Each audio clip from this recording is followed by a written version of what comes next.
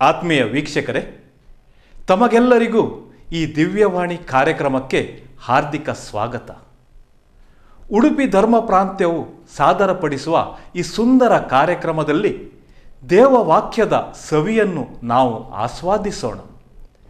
ಯೇಸು ಸ್ವಾಮಿಯ ಆದರ್ಶಗಳಲ್ಲಿ ನಮ್ಮ ಜೀವನವನ್ನು ನಾವು ಪಾವನಗೊಳಿಸೋಣ.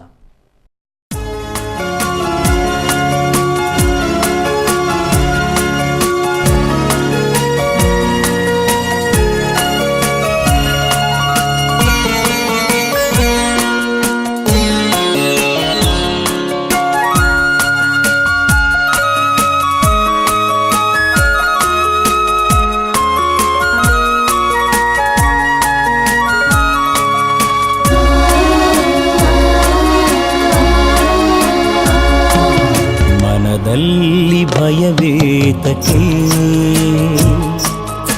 ಎಂದೆಂದು ಕಾಪಾಡುವೆ. ನಾನೇ ಜೀವ ಮಾರ್ಗ ಸತ್ಯ ಎಂದು ನೀ ಅರಿತಿಲ್ಲವೇ,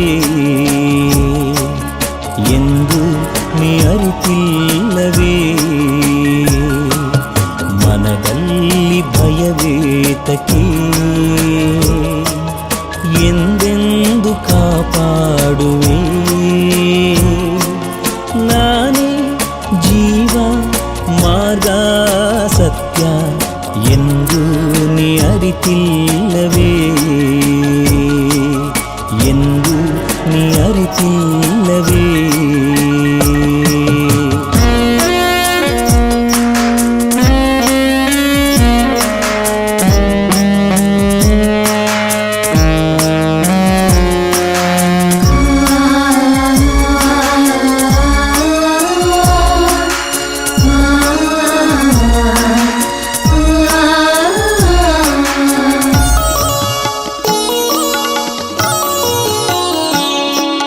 ಸಮ್ಮುಖದಿ ಎಂದು ಚಿಂತೆಯಲಿ ಬೆಂದು ನಿಂತಿರುವೆ ನೀ ಮೌನದಿ. ಸಮ್ಮುಖದಿ ಎಂದು ಚಿಂತೆಯಲಿ ಬೆಂದು ನಿಂತಿರುವೆ ನೀ ಮೌನದಿ. ಈ ಮೌನವೇಕೆ, ಈ ಚಿಂತೆಯೇಕೆ, ಈ ಮೌನವೇಕೆ, ಈ ಚಿಂತೆಯೇಕೆ. ಧೈರ್ಯವನ್ನು ನಾನೀಡುವೆ, ಬಾಳಲ್ಲಿ ಬೆಳಕಾಗುವೆ, ಬಾಳಲ್ಲಿ ಬೆಳಕಾಗುವೆ. ಮನದಲ್ಲಿ ಭಯವೇತಕ್ಕೆ, ಎಂದೆಂದು ಕಾಪಾಡುವೆ. ನಾನೇ ಜೀವ ಮಾರ್ಗ ಸತ್ಯ ಎಂದು ನೀ ಅರಿತಿಲ್ಲವೇ, ಎಂದು ನೀ ಅರಿತಿಲ್ಲವೇ. ಮನದಲ್ಲಿ ಭಯವೇತಕ್ಕೆ, ಎಂದೆಂದು ಕಾಪಾಡುವೆ. ನಾನೇ ಜೀವ ಮಾರ್ಗ ಸತ್ಯ ಎಂದು ನೀ ಅರಿತಿಲ್ಲವೇ, ಎಂದು ನೀ ಅರಿತಿಲ್ಲವೇ.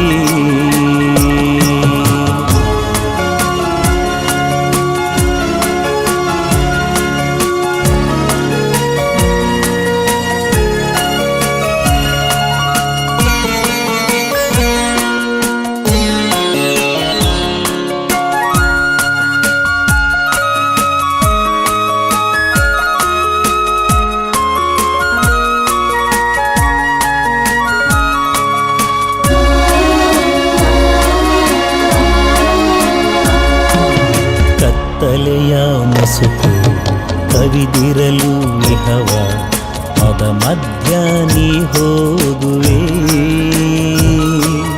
ಕತ್ತಲೆಯ ಮುಸುಕು ಕವಿದಿರಲು ಇಹವ, ಅದ ಮಧ್ಯ ನೀ ಹೋಗುವೆ. ಅಡಿಗಡಿಗೂ ಎನ್ನ ಚೈತನ್ಯ ತುಂಬಿ, ಅಡಿಗಡಿಗೂ ಎನ್ನ ಆದರಿಸಿ ನಾ ಪಾಲಿಪೆ ಬಾಳಲ್ಲಿ ಬೆಳಕಾಗುವೆ ಬಾಳಲ್ಲಿ ಬೆಳಕಾಗುವೆ ಮನದಲ್ಲಿ ಭಯವೇತಕೆ ಎಂದೆಂದು ಕಾಪಾಡುವೆ ನಾನೇ ಜೀವ ಮಾರ್ಗ ಸತ್ಯ ಎಂದು ನೀ ಅರಿತಿಲ್ಲವೇ ಎಂದು ನೀ ಅರಿತಿಲ್ಲವೇ. ಆತ್ಮೀಯ ವೀಕ್ಷಕರೇ, ದಿವ್ಯವಾಣಿ ಕಾರ್ಯಕ್ರಮಕ್ಕೆ ತಮಗೆಲ್ಲರಿಗೂ ಸುಸ್ವಾಗತ. ಇಂದಿನ ಈ ಕಾರ್ಯಕ್ರಮವನ್ನು ದೇವರ ವಾಕ್ಯವನ್ನು ಆಲಿಸುವುದರ ಮೂಲಕ ನಾವು ಪ್ರಾರಂಭಿಸೋಣ. ಪ್ರಭು ನಿಮ್ಮೊಡನೆ ಇರಲಿ, ನಿಮ್ಮಾತ್ಮದೊಡನೆಯೂ ಇರಲಿ. ಮಾರ್ಕನು ಬರೆದ ಪವಿತ್ರ ಶುಭ ಸಂದೇಶದಿಂದ ವಾಚನ. ಪ್ರಭು ನಿಮಗೆ ಮಹಿಮೆ ಸಲ್ಲಲಿ. ಯೇಸು ಸ್ವಾಮಿ ಮತ್ತು ಅವರ ಶಿಷ್ಯರು ಜೆರಿಕೋ ಪಟ್ಟಣವನ್ನು ತಲುಪಿದರು. ಅಲ್ಲಿಂದ ಹೊರಡುವಾಗ ಜನರ ದೊಡ್ಡ ಗುಂಪು ಅವರನ್ನು ಹಿಂಬಾಲಿಸಿತು.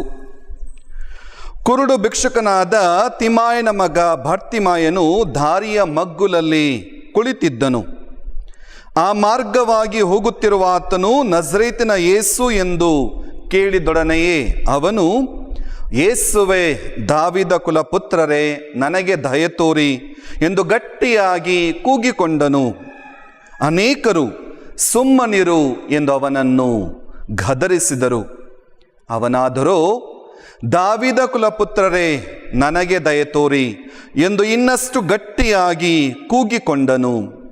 ಇದನ್ನು ಕೇಳಿ ಯೇಸು ಅಲ್ಲೇ ನಿಂತು ಅವನನ್ನು ಕರೆದುಕೊಂಡು ಬನ್ನಿ ಎಂದು ಅಪ್ಪಣೆ ಮಾಡಿದರು. ಅವರು ಹೋಗಿ, ಏಳು, ಭಯಪಡಬೇಡ, ಯೇಸು ನಿನ್ನನ್ನು ಕರೆಯುತ್ತಿದ್ದಾರೆ ಎಂದು ಹೇಳಿದರು. ಅವನು ತನ್ನ ಮೇಲೊದಿಕೆಯನ್ನು ಅಲ್ಲೇ ಬಿಟ್ಟು ತಟ್ಟನೆ ಎದ್ದು ಯೇಸುವಿನ ಬಳಿಗೆ ಬಂದನು. ಯೇಸು, ನನ್ನಿಂದ ನಿನಗೆ ಏನಾಗಬೇಕು ಎಂದು ಕೇಳಿದರು. ಅದಕ್ಕೆ ಅವನು, ಗುರುದೇವ, ನನಗೆ ಕಣ್ಣು ಕಾಣುವಂತೆ ಮಾಡಿ ಎಂದು ಪ್ರಾರ್ಥಿಸಿದನು. ಯೇಸು ಅವನಿಗೆ, ಹೋಗು, ನಿನ್ನ ವಿಶ್ವಾಸವೇ ನಿನ್ನನ್ನು ಸ್ವಸ್ಥ ಮಾಡಿದೆ ಎಂದರು. ಆ ಕ್ಷಣವೇ ಅವನಿಗೆ ದೃಷ್ಟಿ ಬಂದಿತು. ಅವನು ಯೇಸುವನ್ನು ಹಿಂಬಾಲಿಸಿ ಹಿಂದೆ ಹೋದನು.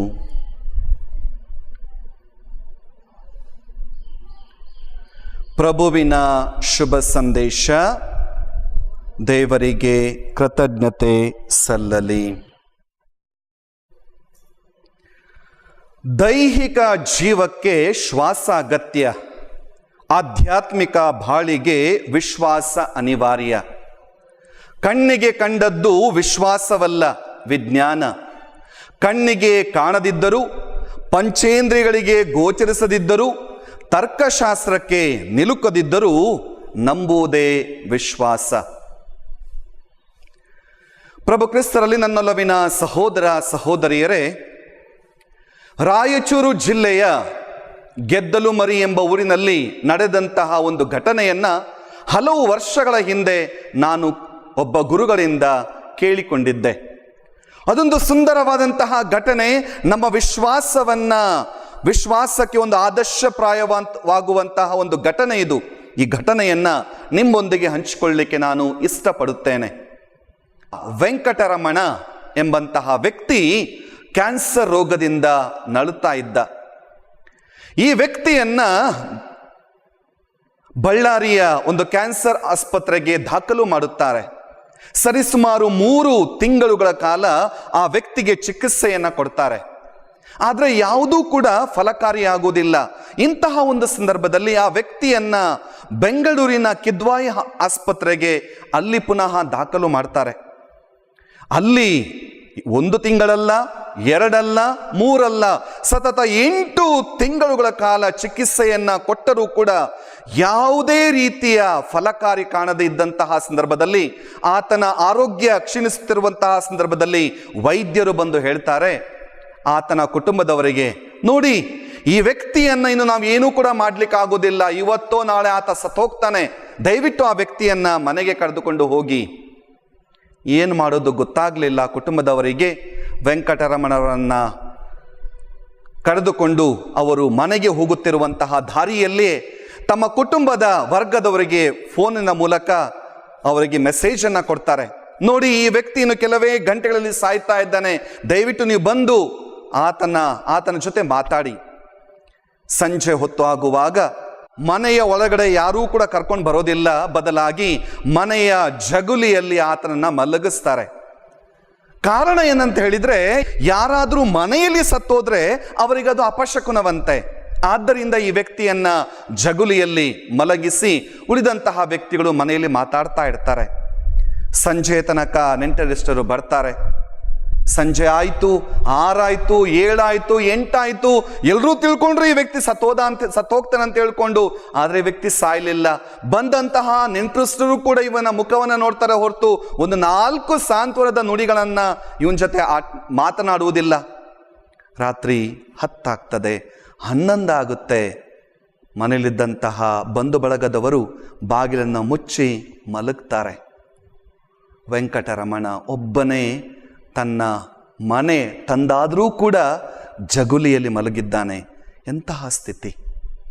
ಆ ಒಂದು ಪರಿಸ್ಥಿತಿಯಲ್ಲಿ ಆತ ಯೋಚನೆ ಮಾಡ್ತಾನೆ, ತಾನು ಇಷ್ಟಪಟ್ಟು ಮದುವೆಯಾದಂತಹ ಹೆಂಡತಿ ಈ ನನ್ನ ಕಷ್ಟದ ಸಮಯ ನನ್ನ ಜೊತೆಗೆ ಇಲ್ಲ, ನಾನು ಜನ್ಮ ಕೊಟ್ಟಂತಹ ನನ್ನ ಮಕ್ಕಳು ನನ್ನ ಜೊತೆಗೆ ಇಲ್ಲ, ಹಲವಾರು ವರ್ಷಗಳಿಂದ ದುಡಿದು ಸಹಾಯ ಮಾಡಿದಂತಹ ಸೇವೆ ಮಾಡಿದಂತಹ ನನ್ನ ಬಂಧು ಬಳಗ ನನ್ನ ಜೊತೆಗೆ ಇಲ್ಲ, ನಾನು ನಂಬಿದಂತಹ ದೇವರು ಕೂಡ ನನ್ನ ಜೊತೆಗೆ ಇಲ್ಲವಲ್ವಾ?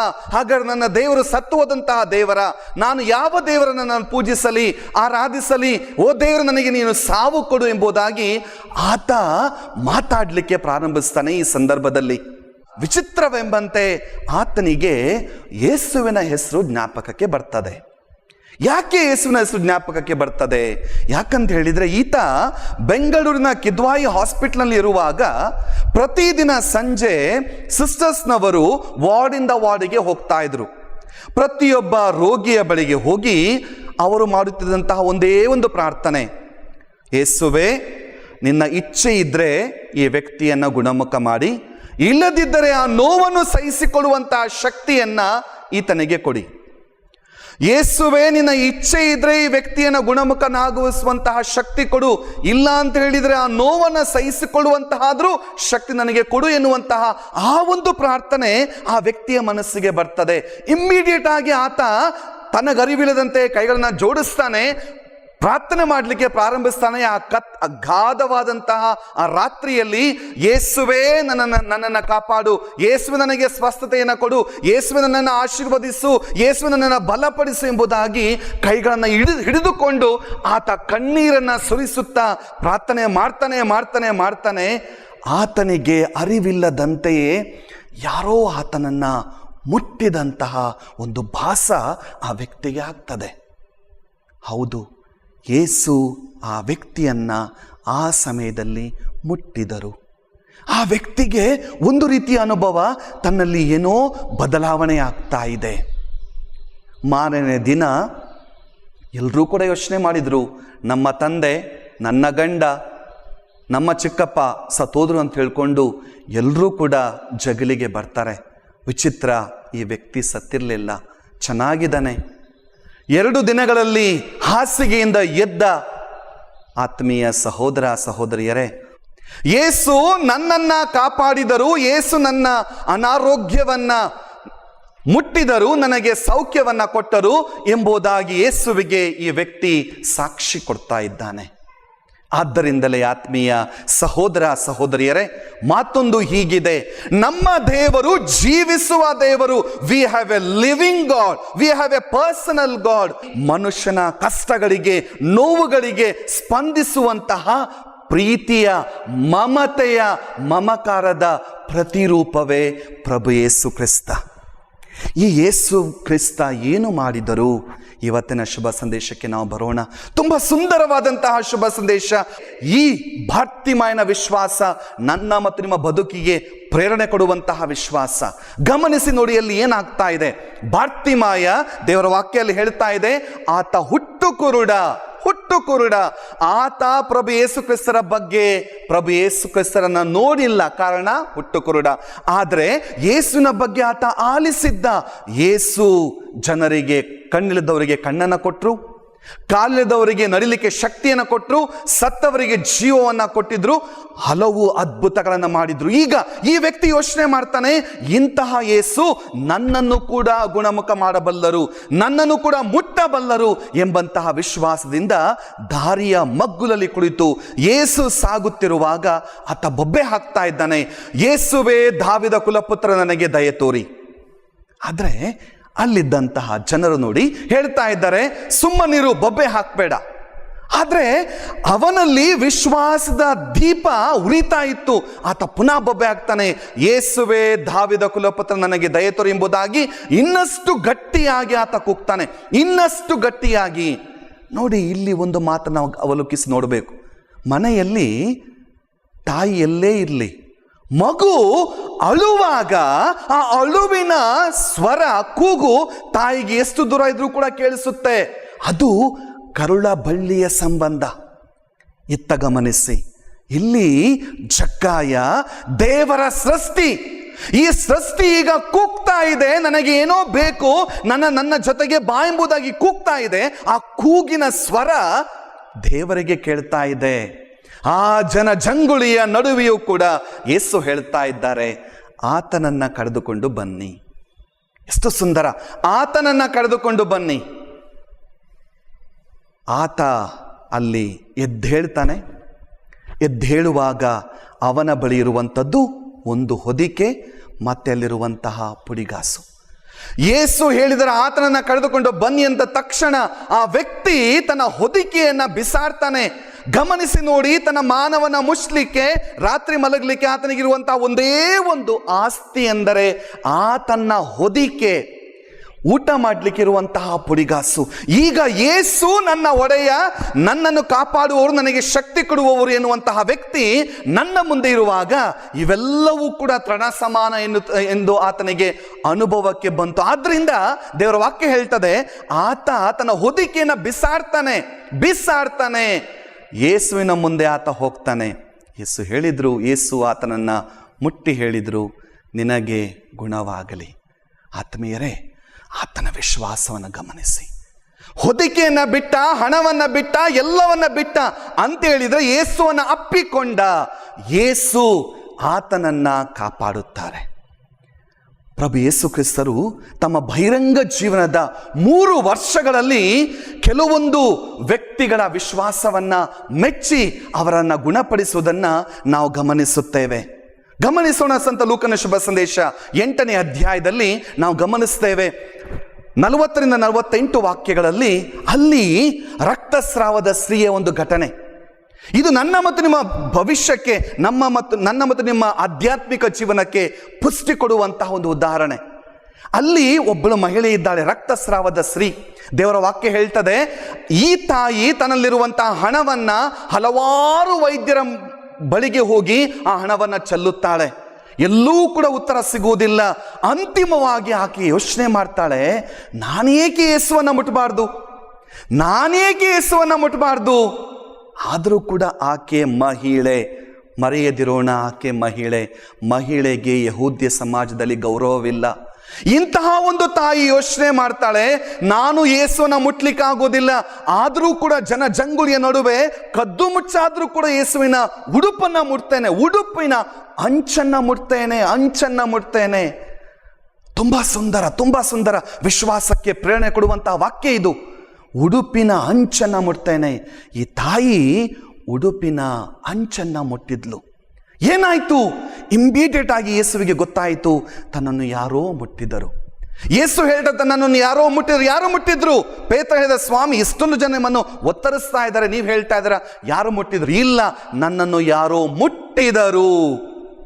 ನಾನು ಮತ್ತು ನೀವು ಕೂಡ ಯೇಸುವನ್ನು ಮುಟ್ತೇವೆ. ಹೇಗೆ ಮುಟ್ತೇವೆ? ವಿಶ್ವಾಸದಿಂದ ಮುಟ್ತೇವ. ಈ ತಾಯಿ ವಿಶ್ವಾಸದಿಂದ ಯೇಸುವನ್ನು ಮುಟ್ಟಿದಳು, ಗುಣಮುಖಳಾದಳು. ಆದ್ರಿಂದ ಯೇಸು ಹೇಳ್ತಾ ಇದ್ದಾರೆ, ತಾಯಿ ನಿನ್ನ ವಿಶ್ವಾಸ ದೊಡ್ಡದು, ನೀನು ಗುಣಮುಖಳಾಗು. ಆ ಕ್ಷಣವೇ ಅವಳ ವಿಶ್ವಾಸದ ಮೇರೆಗೆ ಆಕೆ ಗುಣಮುಖಳಾಗುತ್ತಾಳೆ. ಇನ್ನೊಂದು ಉದಾಹರಣೆ ಸಂತ ಯೋಹಾನನ ಶುಭ ಸಂದೇಶ 11ನೇ ಅಧ್ಯಾಯದಲ್ಲಿ ವಾಕ್ಯಗಳು 38ರಿಂದ 44ರಲ್ಲಿ ಮಾರ್ತಾ ಮತ್ತು ಮರಿಯಳ ಸಹೋದರ ಲಾಜರ್ ಸತ್ತು 3 ದಿನಗಳಾಗಿತ್ತು. ಎಲ್ಲರೂ ಕೂಡ ಗೊಳೋ ಅಂತ ಅಳುತ್ತಾ ಇದ್ದಾರೆ. ಅಂತಹ ಸಂದರ್ಭದಲ್ಲಿ ಯೇಸು ದೇವರನ್ನ ಮಹಿಮೆ ಪಡಿಸ್ಲಿಕ್ಕೆ ಅಲ್ಲಿಗೆ ಹೋಗ್ತಾ ಇದ್ದಾರೆ. ಆ ಸಂದರ್ಭದಲ್ಲಿ ಮಾರ್ತಾ ಹೇಳುವಂತಹ ಮಾತು, ಸ್ವಾಮಿ ನೀವು ಇಳಿದಿದ್ದರೆ ನನ್ನ ಸಹೋದರ ಸಾಯುತ್ತಿರಲಿಲ್ಲ. ಆಗ ಯೇಸು ಹೇಳ್ತಾ ಇದ್ದಾರೆ, ಈಗಲೂ ಕೂಡ ನೀನು ನಂಬಿದರೆ ನಿನ್ನ ಸಹೋದರ ಜೀವಿಸುತ್ತಾನೆ. ಗಮನಿಸಿ ನೋಡಿ, ಆ ಮಗಳ ವಿಶ್ವಾಸವನ್ನು ನೋಡಿದಂತಹ ಯೇಸು ದೇವರ ಮಹಿಮೆಗಾಗಿ ಆ ಲಾಜರ್ನನ್ನ ಜೀವಕ್ಕೆ ತರುತ್ತಾರೆ. ಯೇಸು ಬಂದದ್ದು ಕೇವಲ ಯಹೂದ್ಯರಿಗಾಗಿ ಮಾತ್ರವಲ್ಲ, ಯೇಸು ಬಂದದ್ದು ಇಡೀ ಲೋಕಕ್ಕಾಗಿ. ಯಾಕೆ? ದೇವರ ವಾಕ್ಯವನ್ನ ಗಮನಿಸಿ. ಸಂತ ಲೂಕನ ಶುಭ ಸಂದೇಶ 7ನೇ ಅಧ್ಯಾಯದಲ್ಲಿ ನಾವು ಗಮನಿಸ್ತೇವೆ ಈ ಒಂದು ಅಂಶವನ್ನ. ಪ್ರಭು ಯೇಸು ಕ್ರಿಸ್ತರು ಯಾರ ವಿಶ್ವಾಸವನ್ನ ಮೆಚ್ಚಿದರು? ಒಬ್ಬ ಶತಾಧಿಪತಿಯ ವಿಶ್ವಾಸವನ್ನ ಮೆಚ್ಚಿದರು. ಅವರು ಹೇಳಿದ್ರು, ಶತಾಧಿಪತಿ ಬಂದ, ಸ್ವಾಮಿ ನನ್ನ ಸೇವಕನಿಗೆ ಹುಷಾರಿಲ್ಲ, ಅವನನ್ನ ಗುಣಮುಖ ಮಾಡಿ, ಆದ್ರೆ ನೀವು ನನ್ನ ಮನೆಗೆ ಬರಬೇಡಿ. ಯಾಕೆ ಬರಬೇಡಿ? ಅಂತಹ ಯೋಗ್ಯತೆ ನನಗಿಲ್ಲ, ಅಂತಹ ವ್ಯಕ್ತಿ ನಾನಲ್ಲ. ನೀವು ನನ್ನ ಮನೆಗೆ ಬರುವಂತಹ ಯೋಗ್ಯತೆ ನನಗಿಲ್ಲ. ನನ್ನ ಕೈ ಕೆಳಗೂ ಕೂಡ ಸೇವಕರಿದ್ದಾರೆ. ಒಬ್ಬನಿಗೆ ಹೋಗಂದ್ರೆ ಹೋಗ್ತಾನೆ, ಒಬ್ಬರಿಗೆ ಬಾ ಅಂದ್ರೆ ಬರ್ತಾನೆ. ಯೇಸು ಇಮ್ಮಿಡಿಯೇಟ್ ಆಗಿ ಹೇಳಿದ್ರು, ತಿರುಗಿ ಹೇಳಿದ್ರು, ಇಡೀ ಇಸ್ರಾಯೇಲ್ ಜನರಲ್ಲಿ ಇಂತಹ ವಿಶ್ವಾಸವನ್ನ ನಾನು ನೋಡಲಿಲ್ಲ, ಇಂತಹ ವಿಶ್ವಾಸ ನಾನು ನೋಡಲಿಲ್ಲ. ಪ್ರಭು ಯೇಸು ಹೇಳಿದ್ರು, ಹೋಗು, ನಿನ್ನ ಸೇವಕ ಗುಣವಾಗ್ತಾನೆ. ಆತ್ಮೀಯ ಸಹೋದರ ಸಹೋದರಿಯರೇ, ಈ ಘಟನೆ ನಡೆದು 2000 ವರ್ಷವಾದರೂ ಕೂಡ ಒಬ್ಬ ಅನ್ಯ ವ್ಯಕ್ತಿ, ಅನ್ಯ ಧರ್ಮಕ್ಕೆ ಸೇರಿದಂತಹ ವ್ಯಕ್ತಿ, ಒಬ್ಬ ಶತಾಧಿಪತಿ ಹೇಳಿದಂತಹ ಮಾತು, ಸ್ವಾಮಿ ನೀವು ನನ್ನ ಮನೆಗೆ ಬರುವಷ್ಟು ಯೋಗ್ಯತೆ ನನಗಿಲ್ಲ, ಒಂದೇ ಒಂದು ಮಾತು ಹೇಳಿ ನನ್ನ ಸೇವಕ ಸ್ವಸ್ಥವಾಗ್ತಾನೆ. ಇದೇ ಮಾತನ್ನ ಪ್ರತಿನಿತ್ಯ ದಿವ್ಯ ಬಲಿ ಪೂಜೆಯಲ್ಲಿ ಯೇಸುವನ್ನ ಸ್ವೀಕರಿಸುವಂತಹ ಮುನ್ನ ಒಬ್ಬ ಕ್ರೈಸ್ತ ಹೇಳಿದಂತಹ ಮಾತನ್ನ ನಾವು ಹೇಳುತ್ತಾ ನಮ್ಮ ವಿಶ್ವಾಸವನ್ನ ಪ್ರಕಟಿಸುತ್ತೇವೆ. ಹಾಗಾದರೆ ಆತ್ಮೀಯ ಸಹೋದರ ಸಹೋದರಿಯರೇ, ಬಾರ್ತಿಮಾಯನ ಉದಾಹರಣೆ ನಾವು ತೆಗೆದುಕೊಂಡೆವು, ಶತಾಧಿಪತಿಯ ಉದಾಹರಣೆ ನಾವು ತೆಗೆದುಕೊಂಡೆವು, ರಕ್ತಸ್ರಾವದ ಸ್ತ್ರೀಯ ಉದಾಹರಣೆ ನಾವು ತೆಗೆದುಕೊಂಡೆವು. ಇನ್ನೊಂದು ಉದಾಹರಣೆ ನಮ್ಮ ಕಣ್ಣ ಮುಂದೆ ಇದೆ. ಅದುವೇ ಮತ್ತಾಯನ ಶುಭ ಸಂದೇಶ 15ನೇ ಅಧ್ಯಾಯ ವಾಕ್ಯಗಳು 21ರಿಂದ 28ರಲ್ಲಿ ಕಾನಾನ್ ನಾಡಿನ ಮಹಿಳೆಯ ವಿಶ್ವಾಸವನ್ನು ಯೇಸು ಮೆಚ್ಚುತ್ತಾ ಇದ್ದಾರೆ. ಆ ತಾಯಿ ಹೇಳ್ತಾರೆ, ಸ್ವಾಮಿ ನನ್ನ ಮಗಳಿಗೆ ದೆವ್ವ ಹಿಡಿದಿದೆ, ಬಂದು ಆಕೆಗೆ ಸ್ವಸ್ಥತೆಯನ್ನು ಕೊಡಿ. ಯೇಸು ಏನು ಹೇಳ್ತಾ ಇದ್ದಾರೆ? ಮಕ್ಕಳಿಗೆ ಹಾಕುವಂತಹ ರೊಟ್ಟಿಯನ್ನ ನಾಯಿಗಳಿಗೆ ಹಾಕಬಾರ್ದು. ಯೇಸು ಆ ತಾಯಿಯ ವಿಶ್ವಾಸವನ್ನ ಅಲ್ಲಿ ಪರೀಕ್ಷೆ ಮಾಡ್ತಾ ಇದ್ರೆ, ಆ ತಾಯಿ ಬಿಡ್ತಾ ಇಲ್ಲ ಯೇಸುವನ್ನ, ಸ್ವಾಮಿ ಮೇಜಿನ ಕೆಳಗಿಂದ ಬೀರುವಂತಹ ಚೂರುಪಾರಾದ್ರೂ ಕೂಡ ತಿಂತವಲ್ಲ, ಆ ಚೂರುಪಾರು ವಿಶ್ವಾಸ ನನಗೆ ಕೊಡಿ, ನನ್ನ ಮಗಳು ಸ್ವಸ್ಥವಾಗ್ತಾಳೆ. ಪುನಃ ಯೇಸುವಿಗೆ ಖುಷಿ ಆಗ್ತದೆ. ಯೇಸು ಆ ಮಗಳ ವಿಶ್ವಾಸವನ್ನು ನೋಡಿ ಆ ಮಗಳಿಗೆ ಸ್ವಸ್ಥತೆಯನ್ನ ಕೊಡ್ತಾರೆ. ಹೌದು ಆತ್ಮೀಯ ಸಹೋದರ ಸಹೋದರಿಯರೇ, ಇಂದು ನಾನು ಮತ್ತು ನೀವು ಈ ದೇವರ ವಾಕ್ಯವನ್ನ ಈಗ ಆಲಿಸ್ತಾ ಇದ್ದೇವೆ. ನಿಜ, ನಮ್ಮ ತಂದೆ ತಾಯಿಗಳಿಂದ ನಮ್ಮ ಜ್ಞಾನಸ್ಥಾನದ ಸಂಸ್ಕಾರದ ಮೂಲಕ ಈ ವಿಶ್ವಾಸವನ್ನ ನಾವು ಪಡೆದಿದ್ದೇವೆ, ದೇವರಿಗೆ ಸ್ತೋತ್ರ ಹೇಳಬೇಕು. ಆದರೆ ಇದರ ಜೊತೆಗೆ ನನ್ನ ವಿಶ್ವಾಸ ಎಷ್ಟರ ಮಟ್ಟಿಗೆ ಅದು ಬೆಳೆದಿದೆ? ಇವತ್ತು ನಮ್ಮ ಕುಟುಂಬವನ್ನು ನೋಡುವಾಗ ನಮ್ಮ ಬ್ಯಾಂಕ್ ಬ್ಯಾಲೆನ್ಸ್ ಬೆಳೆದಿದೆ. ನಮ್ಮ ಕುಟುಂಬಗಳು ಒಂದು ಚಿಕ್ಕ ಗುಡಿಸಲಿನಿಂದ ಇವತ್ತು ಟ್ಯಾರಿಸ್ ಬಿಲ್ಡಿಂಗ್ ಆಗಿದ್ದಾವೆ. ಮನೆಯಲ್ಲಿ ಇದ್ದಂತಹ ಸೈಕಲಿಂದ ಇವತ್ತು ದೊಡ್ಡ ದೊಡ್ಡ ವಾಹನಗಳು ನಮ್ಮ ಮನೆಗಳಿಗೆ ಬಂದಿದ್ದಾವೆ. ಅದೇ ರೀತಿಯಲ್ಲಿ ಒಂದು ಪ್ರೋಗ್ರೆಸ್ ಇದೆ. ನನ್ನ ವಿಶ್ವಾಸದಲ್ಲಿ ಪ್ರೋಗ್ರೆಸ್ ಇದೆಯಾ? ಇವತ್ತು ನಾನು ಹೆಸರಿಗೆ ಮಾತ್ರ ಕ್ರೈಸ್ತನಾಗಿದ್ದೀನ, ಹೆಸರಿಗೆ ಮಾತ್ರ ಡಿಸೋಜಾ, ಹೆಸರಿಗೆ ಮಾತ್ರ ಫೆರ್ನಾಂಡಿಸ್, ಹೆಸರಿಗೆ ಮಾತ್ರ ಸಿಲ್ವೆಸ್ಟರ್, ಹೆಸರಿಗೆ ಮಾತ್ರ ಮರಿಯಾ, ಅಥವಾ ಹೆಸರನ್ನ ಬಿಟ್ಟು ಉಸಿರಲ್ಲೂ ಕೂಡ ನಾನು ಕ್ರೈಸ್ತನಾಗಿದ್ದೀನಾ? ಉಸಿರು ಅಂತ ಹೇಳಿದ್ರೆ ನನ್ನ ಕಣ ಕಣದಲ್ಲಿ ಯೇಸು ಇದ್ದಾರೆ, ಆ ಯೇಸುವಿಗೋಸ್ಕರ ನಾನು ಬದುಕುತ್ತೇನೆ ಎನ್ನುವುದು ಉಸಿರು. ಯಾಕೆ? ನಾನು ತುಂಬ ಇಷ್ಟಪಡುವಂಥದ್ದು ಸಂತ ಪೌಲನ ಜೀವನವನ್ನ. ಯೇಸುವನ್ನ ಧಿಕ್ಕರಿಸಿದಂತಹ ವ್ಯಕ್ತಿ, ಯೇಸುವನ್ನ ಕಡೆಗಣಿಸಿದಂತಹ ವ್ಯಕ್ತಿ, ಆತನ ಹಿಂಬಾಲಕರನ್ನ ಸಾಯಿಸಿದಂತಹ ವ್ಯಕ್ತಿ, ಯಾವಾಗ ಯೇಸುವಿನ ಅನುಭವ, ಎಕ್ಸ್ಪೀರಿಯನ್ಸ್ ನಾವು ಕರಿತೀವಿ, ನಾವು ಅನುಭವ ಆತನಿಗಾಯ್ತೋ, ಆತ ಹೇಳ್ತಾನೆ, ನನ್ನನ್ನ ಮತ್ತು ಯೇಸುವನ್ನ ಬೇರ್ಪಡಿಸ್ಲಿಕ್ಕೆ ಯಾರಿಂದ ಸಾಧ್ಯ? ಕತ್ತಿ, ಖಡ್ಗ, ಕಟಾರಿ, ಆಪತ್ತು ವಿಪತ್ತು, ಮೇಲಿನ ಲೋಕ ಕೆಳಗಿನ ಲೋಕ, ಯಾವುದರಿಂದ ಸಾಧ್ಯ? ಯಾವುದರಿಂದಲೂ ಕೂಡ ಸಾಧ್ಯವಿಲ್ಲ. ಆದ್ದರಿಂದ ಬದುಕಿದ್ರು ನಾನು ಯೇಸುವಿಗೋಸ್ಕರ ಬದುಕ್ತೀನಿ, ಸತ್ರು ನಾನು ಯೇಸುವಿಗೋಸ್ಕರ ಸಾಯ್ತೀನಿ. ಇದು ಆತ್ಮೀಯ ಸಹೋದರ ಸಹೋದರಿಯರೇ, ವಿಶ್ವಾಸ ಎಂದರೆ ಇದು. ಪ್ರಭು ಯೇಸು ಕ್ರಿಸ್ತರಿಗಾಗಿ ಬದುಕುವುದು, ಪ್ರಭು ಯೇಸು ಕ್ರಿಸ್ತರಿಗಾಗಿ ಜೀವಿಸುವುದು, ಇದು ನಿಜವಾದಂತಹ ವಿಶ್ವಾಸ. ನಮ್ಮ ಕುಟುಂಬಗಳಿಗೆ ನಾವು ನೋಡೋಣ. ನಾನು ಹೇಳಿದೆ ನಿಮಗೆ, ಅಪ್ಪ ಅಮ್ಮನಿಂದ ನಮಗೆ ವಿಶ್ವಾಸ ಸಿಕ್ಕಿದೆ. ಈ ವಿಶ್ವಾಸ ಎಷ್ಟು ಹೆಮ್ಮರವಾಗಿ ಬೆಳೆದಿದೆ.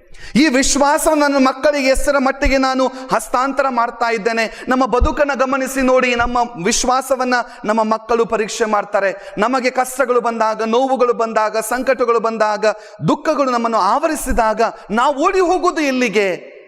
ದೇವಸ್ಥಾನಗಳಿಗೆ ಓಡಿ ಹೋಗುವುದು, ಅರ್ಚಕನ ಬಳಿಗೆ ಓಡಿ ಹೋಗುವುದು, ವ್ಯಕ್ತಿಗಳ ಬಳಿಗೆ, ಅಂತಿಮವಾಗಿ ನಾವು ಓಡಿ ಹೋಗುವುದು ಯೇಸುವಿನ ಬಳಿಗೆ. ನೋಡಿ, ಯಾಕೆ ನಾವು ಮೊದಲು ಹೋಗುವುದಿಲ್ಲ? ವಿಶ್ವಾಸದ ಪರೀಕ್ಷೆ ದೇವರು ನಮ್ಮನ್ನು ಆಗಾಗ ಒಳಪಡಿಸ್ತಾರೆ. ವಿಶ್ವಾಸದ ಪರೀಕ್ಷೆ ನಮಗೆ ನಡೆಸಿದಾಗಲೇ ನಮ್ಮ ವಿಶ್ವಾಸ ನಿಜವಾಗಿ ಇದೆಯೋ ಇಲ್ಲವೋ ಎಂಬುದಾಗಿ ನಮಗೆ ಗೊತ್ತಾಗ್ತದೆ. ಗಮನಿಸಿ, ನಾವು ನಮ್ಮ ಮದುವೆಯ ಸಂದರ್ಭದಲ್ಲಿ ತಂದೆ ತಾಯಿಗಳಾದ ನಾವು ದೇವರ ಮುಂದೆ, ಧರ್ಮಸಭೆಯ ಮುಂದೆ ನಾವು ಪ್ರಮಾಣವನ್ನು ಮಾಡಿದ್ದೆವು. ನಮಗೆ ದೇವರು ಕೊಡುವಂತಹ ಮಕ್ಕಳನ್ನು ವಿಶ್ವಾಸದಲ್ಲಿ ಬೆಳೆಸ್ತೇವೆ ಎಂಬುದಾಗಿ ನಾವು ಹೇಳಿದ್ದೆವು. ಆದರೆ ಈ ವಿಶ್ವಾಸವನ್ನು ಮಕ್ಕಳಿಗೆ ನಾವು ಹಸ್ತಾಂತರ ಮಾಡ್ತಾ ಇದ್ದೀವ? ನನಗೆ ಮತ್ತು ನಿಮಗೆ ಸಿಕ್ಕಿದಂತಹ ವಿಶ್ವಾಸ ಮಕ್ಕಳಿಗೆ ಹಸ್ತಾಂತರವಾದಾಗ ಮಾತ್ರ ನಾವು ಇನ್ನು ಮುಂದೆ ಮಕ್ಕಳು ವಿಶ್ವಾಸದಲ್ಲಿ ಬೆಳೀತಾರೆ. ಹಾಗಾದರೆ ಇಂತಹ ಒಂದು ವಿಶ್ವಾಸ ನಮಗೆ ಸಿಗಲಿ. ಬಾರ್ತಿಮಾಯನ ವಿಶ್ವಾಸ, ಆ ಶತಾಧಿಪತಿಯ ವಿಶ್ವಾಸ ನಮಗೆ ಸಿಗಲಿ. ಆ ವಿಶ್ವಾಸದಲ್ಲಿ ಬೆಳೆಯೋಣ ಮಾತ್ರವಲ್ಲ, ಆ ವಿಶ್ವಾಸಕ್ಕೆ ಪೌಲನಂತೆ ನಾವು ಸಾಕ್ಷಿಗಳಾಗೋಣ. ಇಂತಹ ಬದುಕು ನಮ್ಮದಾಗಲು ಅದೇ ಪ್ರಭು ನಮಗೆ ಪ್ರೇರಣೆಯನ್ನು ಕೊಡಲಿ ಎಂಬುದಾಗಿ ಪ್ರಾರ್ಥಿಸೋಣ. ಆಮೇನ್.